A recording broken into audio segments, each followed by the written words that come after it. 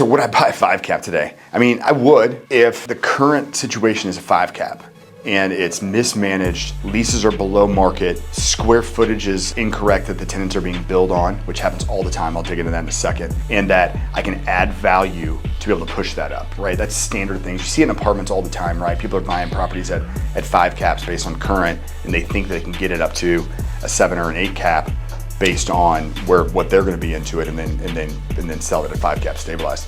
So we kind of look at it the same way, right? A lot of times, mom and pop retail, mom and pop office, mom and pop mixed use, they are leasing the spaces based on the interior square footage and not capturing the footage of the common areas. So you can pick up 15 to 20% boost in rental income solely by leasing the space on the correct footage. And that happens time and time and time again. So that'd be number one. 2, expense pass-throughs. Are the expense pass-throughs being allocated correctly? Many mom and pop folks that are selling commercial real estate aren't doing expense pass-throughs correctly. They're eating so many of the common area expenses, and they're eating so many of the maintenance expenses and utilities, and they're not passing those along to the tenants.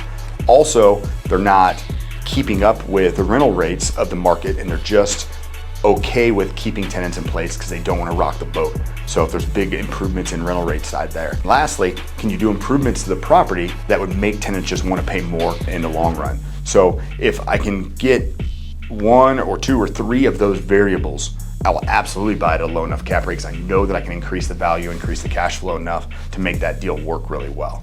Same as if you're buying a single family that is being leased at 70% of market, and you're like, okay, I'm buying it at 5 cap, but I know once I bring it up to market and I include the cost of getting it up to market in the expense analysis, and I can get it up to a 10 cap, well then great, let's go out and do that deal. That works really, really well. The same works on commercial. Folks just get a little bit tripped up when they're analyzing it. So we kind of go through it step by step and figure out what points that the past landlord was doing incorrectly or that we could do better, and then figure out how to maximize value. So I buy it at 5 cap all day if I can get it up to a much bigger valuation in the future.